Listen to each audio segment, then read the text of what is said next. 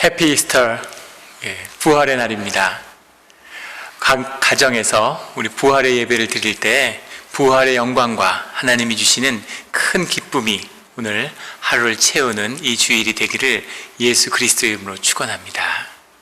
우리 한국교회에 복음이 증거된 이래, 교회가 주님의 은혜로 예배 가운데 모인 이래 우리 가정에서 부활절을 맞이하는 일은 아마 처음이 아닐까 싶습니다.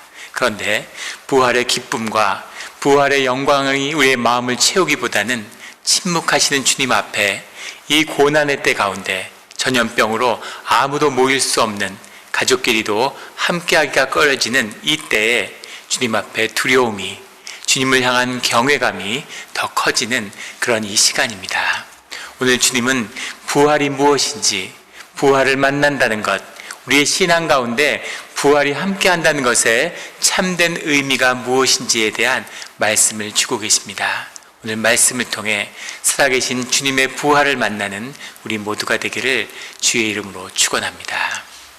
오늘 본문 누가복음 23장 13절부터 35절까지의 말씀은 엠마오로 가는 길 가운데 주님을 만나는, 부활하신 주님을 만난 두 제자의 이야기가 나옵니다. 그런데 이 두 제자는 예수님을 알아보지 못하는 것이죠. 오늘 본문 가운데 보면 그날에 그들 중 둘이 예루살렘에서 25리 되는 엠마오라 하는 마을로 가면서 이 모든 된 일을 서로 이야기하더라. 이들은 주님을 따르는 제자들로 예루살렘 밖에서 유월절을 맞아 주님을 따라 예루살렘으로 들어갔던, 주님을 따랐던 제자들입니다. 그런데 그들이 기대했던 예수님, 그 예수님이 죽음으로 삶을 끝마치고 그리고 큰 좌절과 실망 가운데 예루살렘을 떠나고 있는 거죠. 동시에 그들의 귀에는 예수님이 돌아가셨지만 다시 살아나셔서 부활했다고 하는 여인들의 이야기를 듣고 반신반의하고 있습니다. 그들이 그 모든 된 일들을 서로 이야기하더라. 그 이야기를 하면서 예루살렘을 떠나 그들이 왔던 길을 되돌아가고 있는 것이죠. 15절에 보면 그들이 서로 이야기하며 문의할 때 예수께서 가까이 이르되 그들과 동행하시나 그들의 눈이 가리워져서 그인 줄 알아보지 못하거늘. 예수님이 함께 동행하시며 그들과 함께 대화하고 있는데 그들은 예수님이 그들과 함께하는 것을 알지 못했다고 하는 겁니다. 어떻게 이런 일이 있을 수가 있을까요? 예수님이 육신으로 부활하셨는데 부활하신 육신의 그 몸체는 물론 육신으로 사시던 이 땅의 우리의 몸과 같은 그런 몸은 아니시죠. 신령한 육체를 입으셨습니다. 그러나 그의 모습과 예수님의 음성은 예수님이 살아계신 그 시절과 같은 것이었죠. 그 예수님의 육신에는 십자가에 못 박힌 그 창의 옆구리가 찔린 상처까지 그대로 남아있는 그 육신의 모습 그대로셨습니다. 그런데 어떻게 제자들이, 예수님의 공생애를 함께했던 제자들이 예수님의 부활을 만나지 못할 수가 있을까요?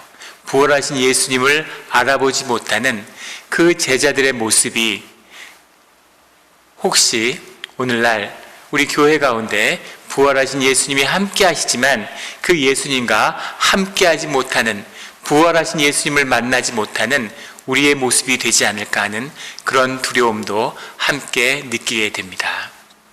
현대 뇌과학은 우리의 모든 뇌 인지과학은, 인지의 과정은 사실은 뇌는 밖에 있는 사물을 직접적으로 인식하지 못한다고 하죠. 모든 사물을 간접적으로 인식하고 뇌하 수차에 있는 필리아라고 하는 그런 수용체를 통해서 바깥의 정보를 입수하기 때문에 사실은 눈에 보이는 것을 뇌가 받아들이는 것이 아니라 뇌가 이미 알고 있는 것, 뇌가 선언적으로 구성해 놓은 그런 세계관에 따라서 보이는 세상만을 담을 수 있다는 것, 이것이 인지의 과정임을 보여주고 있습니다. 무슨 말이냐면은 눈에 보이는 것을 믿는 것이 아니라 믿는 것을 보는 것이 사람의 인지 과정의 핵심이라는 거죠. 어떻게 죽은 사람이 부활할 수가 있을까? 예수님은 돌아가셨는데 그렇게 믿고 있는 제자들의 눈에는 부활하신 예수님이 보일 수 없겠죠. 그런데 단지 그 이유 때문일까요? 그 이유 때문이라면 어떻게 두 제자가 함께 하루 종일 예수님과 걸어가면서 대화를 나누고 있는데 그럼에도 불구하고 그가 부활하신 예수님이신 줄을 알지 못하는 이런 일이 있을 수가 있을까요? 주님이 이 사건을 통해서 우리에게 말씀하고자 하시는 그 뜻이 무엇인가 하는 것이 도전이 되는 것이죠. 21절에 보면 우리는 이 사람이 이스라엘을 속량한 자라고 바랐노라. 이뿐 아니라 이 일이 일어난 지가 사흘째요. 주님이 돌아가시고 그리고 부활하신 그 주일이 되었는데 그 돌아가신 주님은 이스라엘을 속량할 자라고 바랐노라. 예수님이 이스라엘을 속량하는 자, 이스라엘이 가지고 있는 죄의 문제를 해결해 줄 수 있는 자라고 우리는 믿었다라는 고백을 하고 있죠. 이스라엘을 속량할 자라고 하는 것은 무슨 뜻일까요?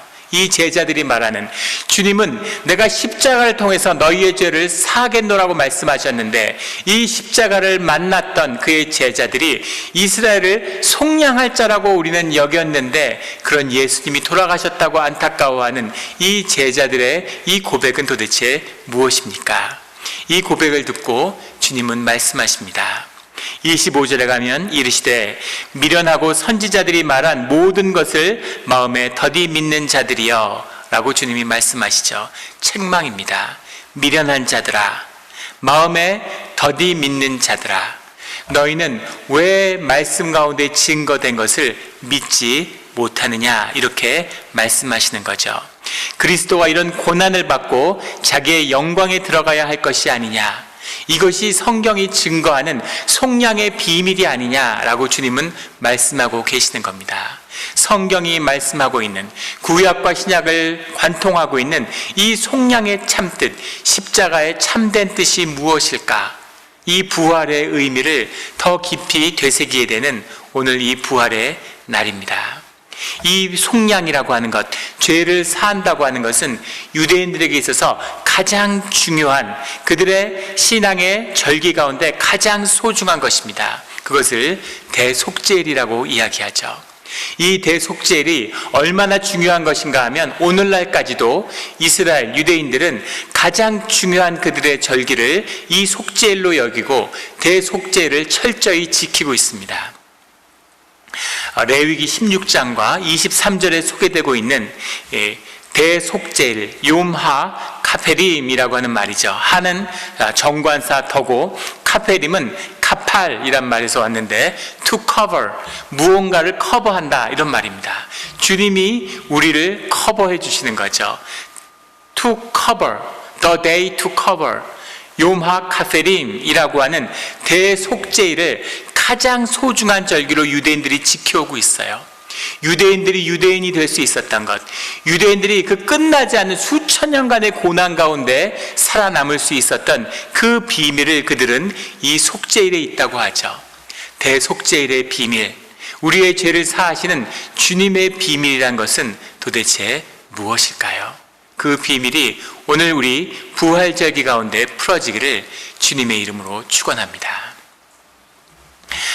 유대인들에게 새해가 되면 로샤샤나라고 불리는 나팔절이 시작됩니다. 나팔을 불면서 새해 시작을 알리고 새로운 절기가 왔음을 선포하는 거죠. 우리의 태양력으로는 9월의 중순에 해당되는 때입니다. 이 나팔절이 와서 이 회개를, 금식을 선포하고 나면 그 후에 열흘 동안, 열흘 뒤에 대속죄일이 시작되는데 그 열흘 동안 유대인들은 철저한 금식과 회개의 시간을 갖는다고 그래요. 그 가운데에서는 노래도 할 수가 없고 차량도 이용하지 못하고 이동해서도 안 되고 대화를 할 때 농담을 해서도 안 되며 단장이나 화장을 할 수도 없고 가죽 신발을 신어서도 안 되는 거죠. 오늘날 이 정신이 우리에게 십자가를 앞둔 사순절에 살아 있습니다. 회개하며 금식하며 이 시간을, 속죄의 시간을 정결함으로 준비하는 이 시간, 이것이 나팔절 이후 금식의 시간이죠. 이 시간 가운데 가장 중심에 있는 것은 용서입니다. 유대인들을 보면 재미있는 것이 지금도 이 나팔절 이후 속죄일 사이의 기간이 되면 사람들이 선물들을 많이 산다고 그래요. 음식을 사기도 하고 이런저런 선물들을 사서 자기 지인들을 찾아다니는 거죠. 왜 찾아다니냐면은 용서를 구하고 용서하기 위해서라는 겁니다. 어린아이들이 학용품 지우개 같은 걸 하나 사서 친구한테 선물하면서 야, 지난 1년 동안 사실은 내가 널 미워했어. 마음속으로 널 미워하고 얼마나 원망했는지 몰라. 그런데 오늘 그것을 내가 용서하고 그런 내 마음을 용서해줘 하고 용서를 비는 거죠. 이웃집을 찾아가서, 아는 사람을 찾아가서 자신이 지은 죄에 대한 용서를 빌고 그 사람에게 용서를 구하는, 또 자신에게 지은 죄를 용서해 주는 그 시간이 바로 이 나팔절 이후의 시간이라는 겁니다. 용서가 속죄 앞에 있다고 하는 것을 보여주고 있는 거죠. 우리가 용서할 때, 우리가 용서한다는 뜻은 주님이 우리를 용서하신다는 의미가 들어있지만 동시에 이 깊은 곳에는 우리가 주님을 용서한다는 뜻이 들어있습니다. 우리가 주님을 용서한다는 게 무슨 말인가요? 주님이 허락하시고 주님이 용납하신 우리 삶의 모든 일들을 우리 삶 가운데 주님의 섭리로 받아들인다는 거죠. 그것이 없이는 우리의 삶을 감당할 수 없는 거죠. 그 원망과 그것에 대한 야속함이 우리 마음에 있다면 주님과 함께 갈 수 없는 것입니다. 그것을 용납하고 받아들이며 주님을 받아들이는 시간, 이 시간이 바로 로시 하샤나, 나팔절의 때죠. 이 날이 3일이 지나고 대속죄일의 일주일이 앞두게 되면 대제사장이 이 유대사에 완전히 격리되게 됩니다. 대제사장이 속죄의 제사로 목숨을 걸고 주님 앞에 나아가야 되는데 부정을 타서는 안 되기 때문에 모든 부정적인 것과 차단되어서 제사장의 삶이 지켜지는 거죠. 그리고 제사장들, 다른 24 제사장들은 성막을 청소하면서 이 대속죄의 제사를 준비하게 되는 겁니다. 몸에서 부정함을 없애며 정결함을 갖추는 것, 이것이 또한 이 나팔절의 중요한 정신이죠. 이때가 다가오게 되면 제사장들이 제비뽑기를 하게 되고 제비뽑기를 통해서 제물을 뽑게 됩니다. 제사장을 뽑고 제물을 뽑는 거죠. 제물을 뽑는다는 것은 우연에 기댄다는 것이 아니라 주님이 선택하신 주님의 뜻을 전적으로 존중한다는 그 마음이 들어있는 거죠. 대속죄일의 주인이 주님이심을 고백하는 것입니다. 그 제비뽑기를 통해서 제사장과 제물이 준비가 됩니다. 제사장들이 역할을 분담하게 되는데 촛대를 준비하고 분향의 그릇을, 제기를 준비하는 사람들도 있고 떡과 포도주를 준비하는 사람들도 있고 제물을 준비하는 사람들도 있죠. 이것을 준비해서 속죄일 동이 트기 시작하면 제사를 드리기 시작하는 겁니다.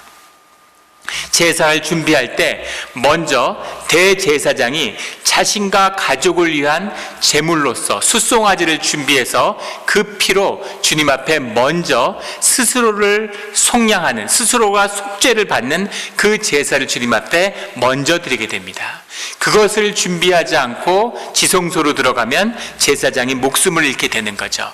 죄가 없지 않은, 누구도 모든 주님 앞에서는 죄인일 수밖에 없는 그 죄를 걸머지고 주님 앞에 나아가서 주님께 죄를 구해야 하는, 속죄를 구해야 하는 대제사장이 먼저 속죄의 제사의 의식을 먼저 치러야 하는 겁니다. 그 제사의 의식을 치르는 그 시작은 대제사장의 옷을 모두 벗고 세마포의 옷을 입는 거죠. 세마포의 옷을 갈아입는다는 의미, 제사장의 옷을 모두 벗는다는 의미는 무엇이냐면 그 존재가 주님 앞에 서야 되는 때가 온다는 겁니다. 주님 앞에 어떤 일을 감당했기 때문에, 대제사장이기 때문에, 무슨 일을 했기 때문에 주님 앞에 설 수 있는 것이 아니라 오직 주님 앞에 깨끗한 나로서 주님 앞에 나가야 하는 거죠. 그 깨끗한 내가 준비되지 않으면 주님 앞에 속죄의 제사로서 나아갈 수 없는 것, 이것이 제사의 비밀인 겁니다. 그래서 세마포로 만든 목욕을 하고 세마포의 속옷, 세마포의 속바지와 겉옷과 띠를 두르고 제사장이 지성소로 들어가게 됩니다. 그 대제사장이 들어간 곳에는 속죄의 제물과 번제물이 준비되어 있는데 속죄의 제물을 위해서 수염소 2마리, 그리고 번제물을 위해서 수양 1마리가 준비되어 있죠. 대제사장은 자신과 가족을 위한 제사를 지낸 다음에 그 다음에 제비를 뽑아서 수양 2마리의 갈 길을 정하게 됩니다. 한 마리는 주님을 위한 여호와를 위한 제사의 순양으로 드려지고 한 마리는 아세셀이라고 부리는, 우리가 많이 들어서 알고 있는 내용이죠. 에즈라고 하는 염소와 아젤이라는 보내는 염소, 아세셀 염소가 준비되는 겁니다. 아세셀에게 손을 얹고 기도함으로 인간의 모든 죄를 걸머진 이 아세셀 염소를 광야로 내보내게 되죠.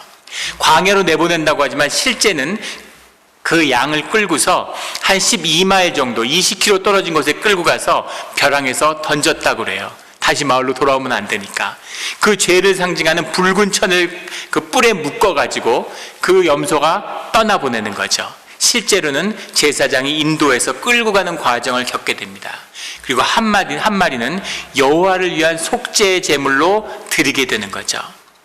그래서 제사장이 들어가서 그 지성소 앞에 서서 지성소 앞에 그 궤가 있는데 궤를 덮는 그 성전의 궤를 속죄소라고 부르죠. 그룹이 그 조각되어 있는 그 뚜껑을 속죄소라고 부릅니다. 그 속죄소 위에 숫송아지의 피를 그 위에 뿌리는 겁니다. 아마 우슬초 같은 걸로 적셔서 공중에 확 뿌렸겠죠. 그것을 확 뿌리게 되면 그 피가 쏟아져서 세마포 하얀 옷을 입은 그 제사장의 몸은 피로 얼룩지게 되겠죠. 그 피가 얼룩진 대제사장이 다시 그 피를 적셔서 땅에 7번 뿌리게 됩니다.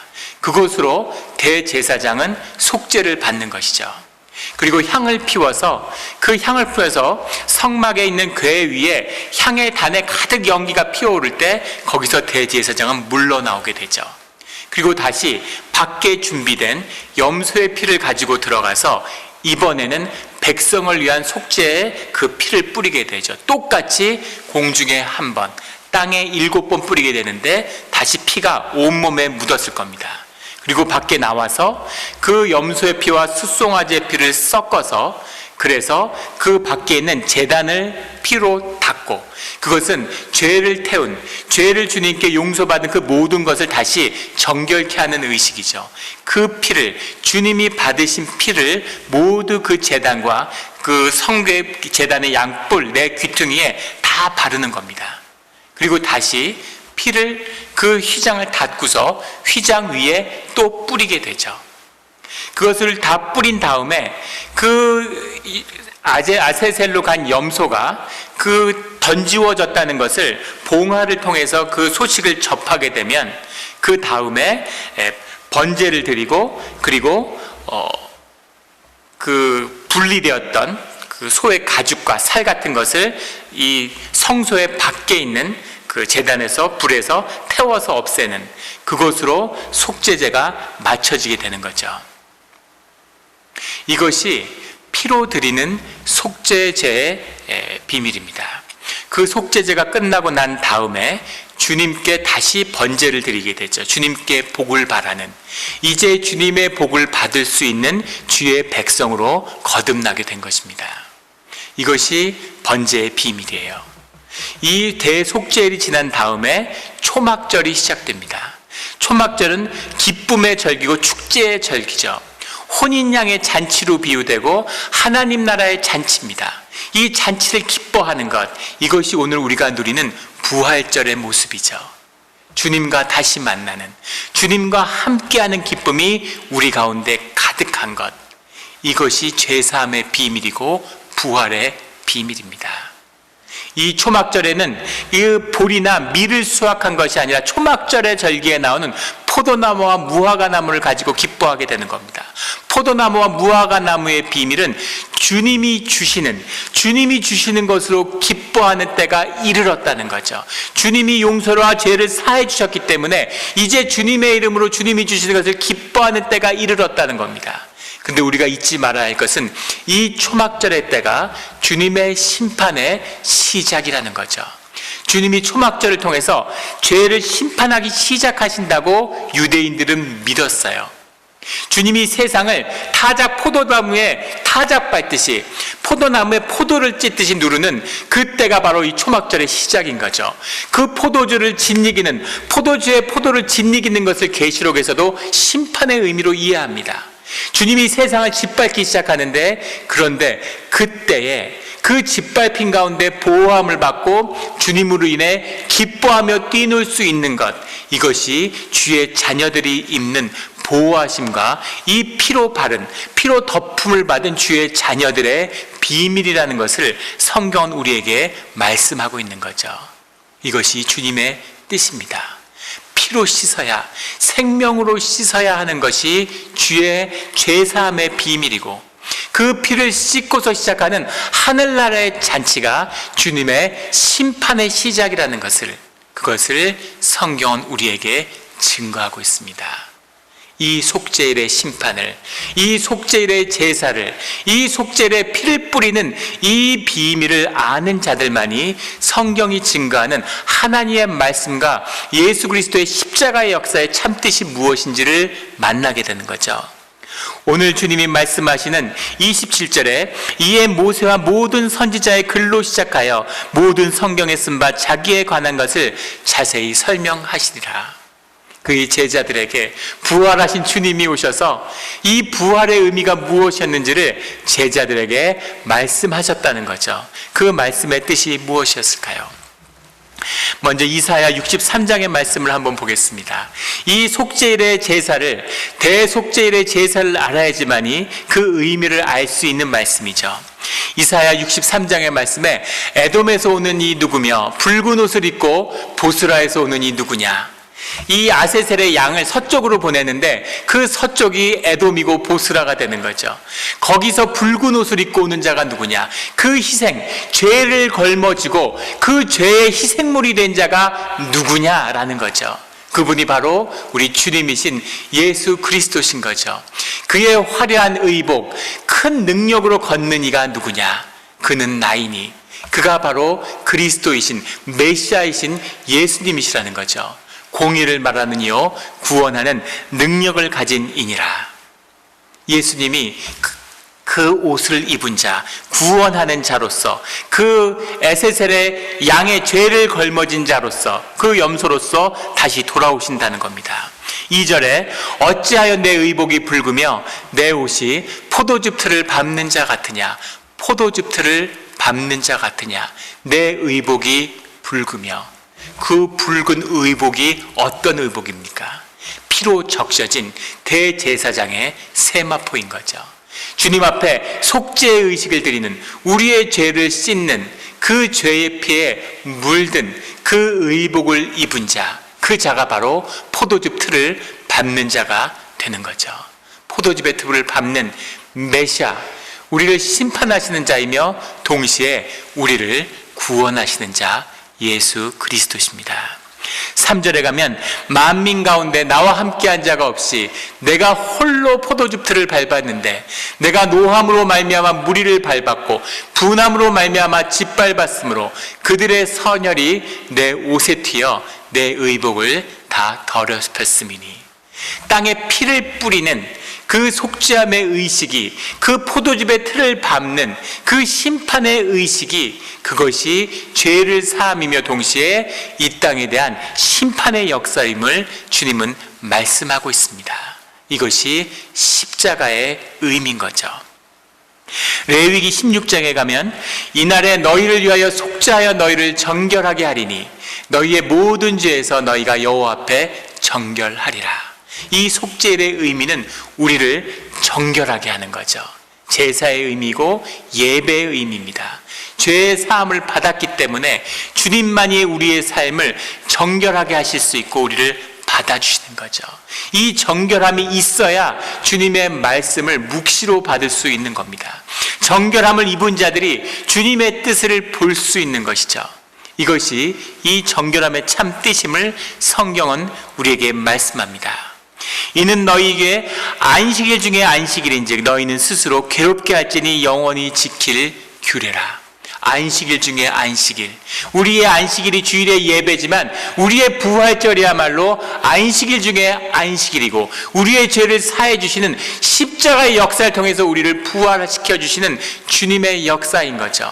그런데 이 가운데 너희는 스스로 괴롭게 할지니 영원히 지킬 규례라.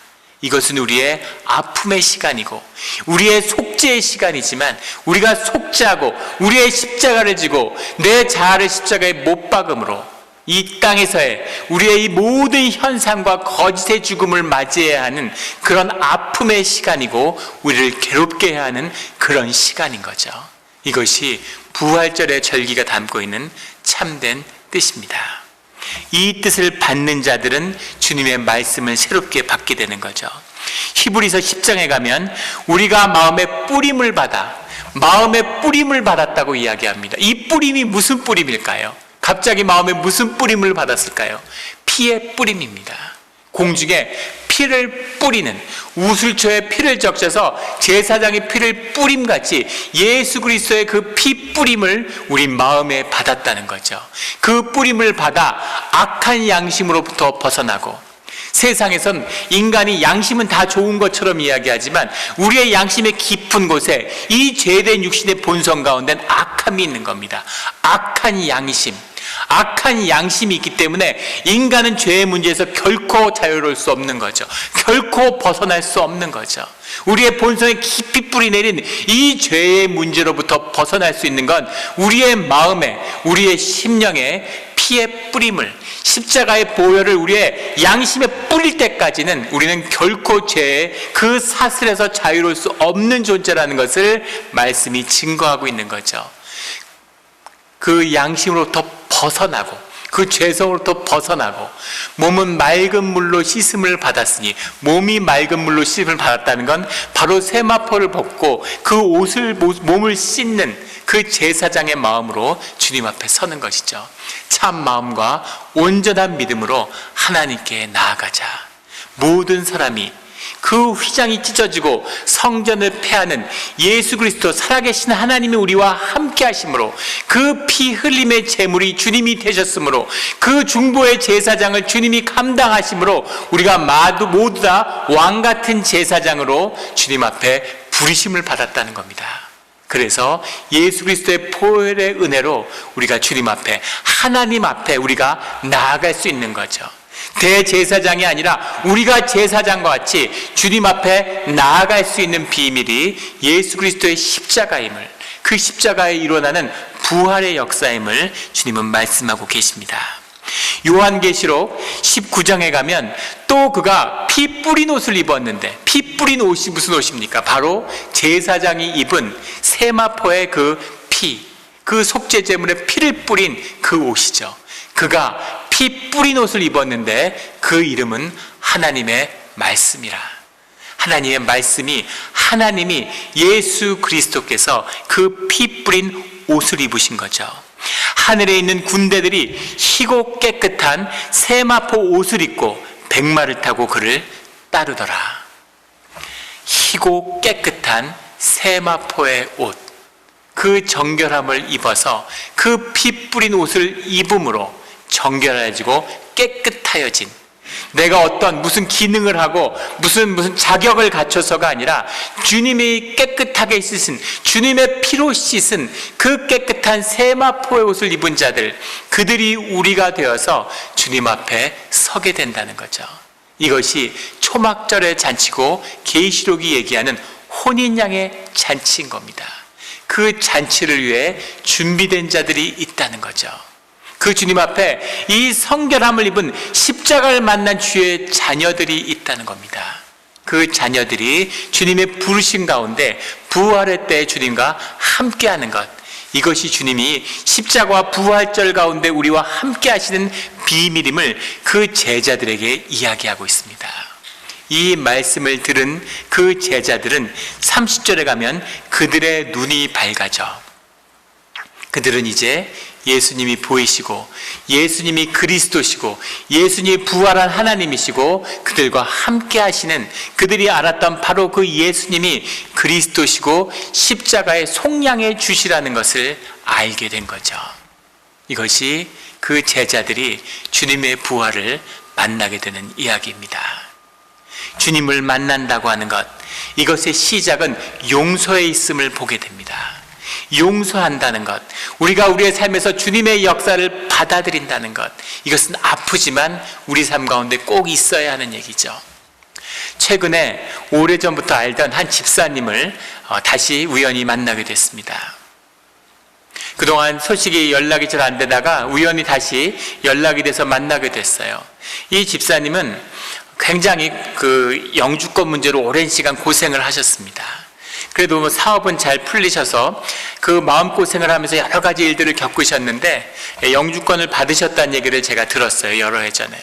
그래서 그동안 뭐 잘 지내셨겠지. 이제 좀 훨씬 더 좋은 삶을 좀 누리면서 그런 평안함 가운데 계셨겠지. 이렇게 그냥 짐작을 하고 있었습니다. 근데 만나 뵀는데 집사님이 몹쓸 병에 걸려서 아주 희귀한 병에 걸려서 간이 자꾸 굳어가는 이제 그런 병이 걸리셨다는 거예요. 치료법도 없고 약도 없는 그 병 때문에 시한부의 삶을 살면서 고통스러워하시는 그 모습을 뵀습니다.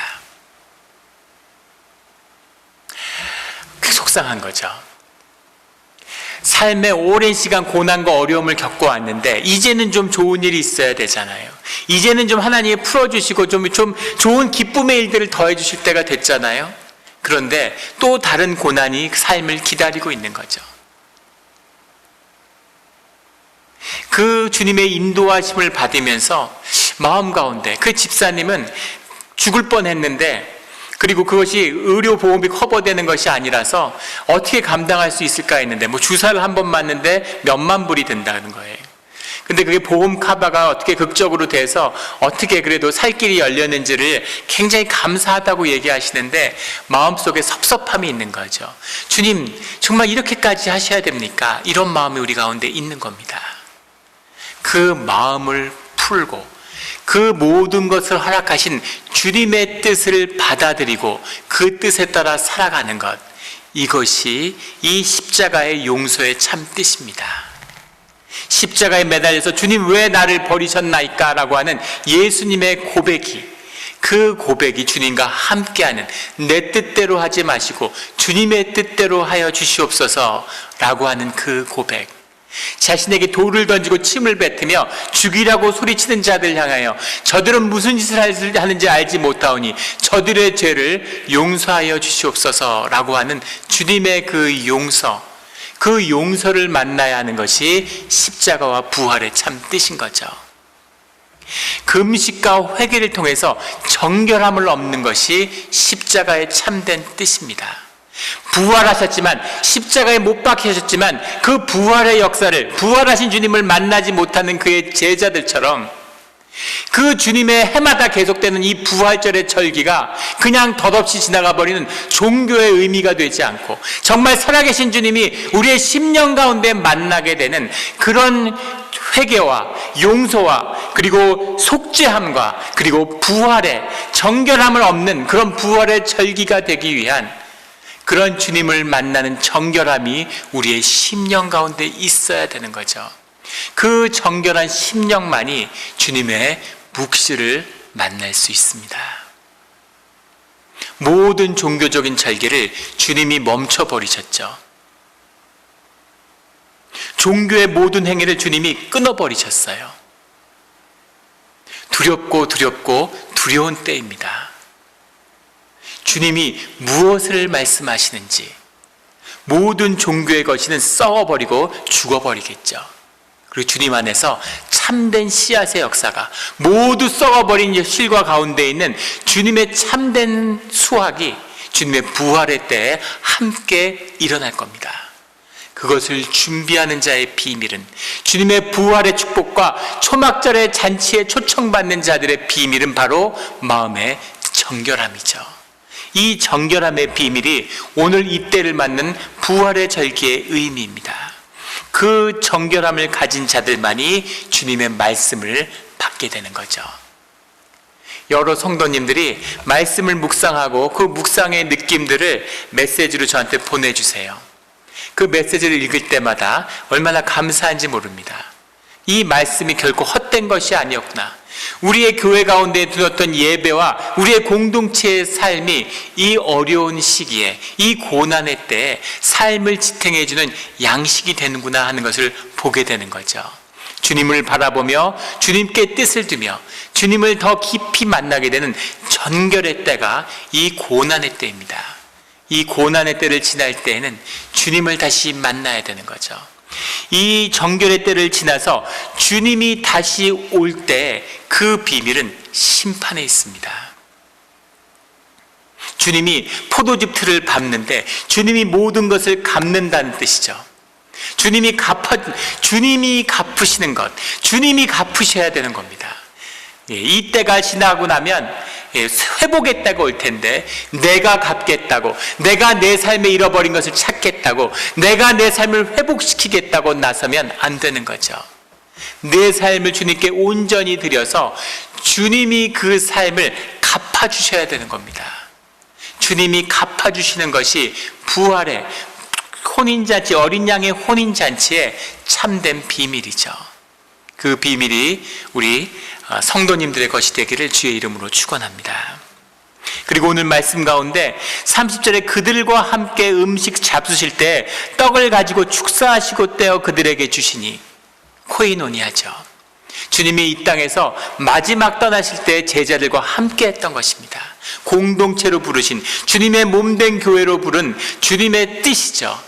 그 공동체와 교회가 모였을 때 부활하신 주님이 그들과 함께 있을 수 있는 거죠. 주님은 그들과 함께 합니다. 그런데 주님을 함께 나누지 못하고, 주님을 알아보지 못하고, 주님의 부활의 권능이 함께하지 못하는 그 제자들에게서 주님의 말씀을 받은, 주님과 함께하는 그들의 눈이 열렸을 때, 그들이 다시 교회가 회복되므로 그들의 눈이 열렸을 때, 주님은 보이지 아니하시는지라, 주님은 보이지 아니하시지만 부활의 주님의 권능은, 그 속죄의 능력은, 포도즙의 틀을 밟는 자로서의 아버지의 그 귀하신 보혈의 능력은 그의 제자들과 그 제자들의 공동체, 주님의 몸된 교회와 함께하게 되는 것이죠. 이것이 부활의, 주님의 부활을 만나는 참된 뜻입니다. 어려운 때이고 고난의 때입니다. 하지만 이 때를 허락하시는 주님의 뜻, 주님의 숨겨져 있던 주님의 그 진실된 삶의 진실, 그것이 모든 현상의 거짓을 깨고 거짓이 죽었을 때 진실의 일단이 드러나겠죠. 이것이 주님을 만나는 우리의 부활의 시간이 될 것입니다.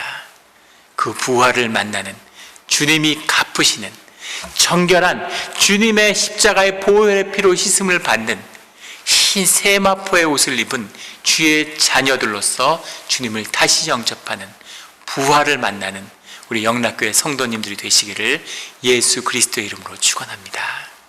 같이 기도드리겠습니다. 하나님 아버지, 감사합니다. 십자가의 죄사함과 부활의 참된 의미를 우리에게 증거하고 말씀하여 주시니 감사합니다. 늘 반복되는 종교의 절기가 아니라 그 모든 절기가 멈춰버린 이때 살아 움직이시는 주님의 말씀을 만나고 주님의 뜻을 만나 주님과 함께 부활에 참여하는 그런 주의 자녀가 되게 하여 주시옵소서. 죄사함의 그 귀한 십자가의 보혈이 우리와 함께하고 있으니 그 보혈에 힘입어 세마포의 옷을 입고 주님 앞에 서는 주의 자녀가 되게 하여 주시옵소서. 감사드리며 예수 그리스도의 이름으로 기도드렸습니다.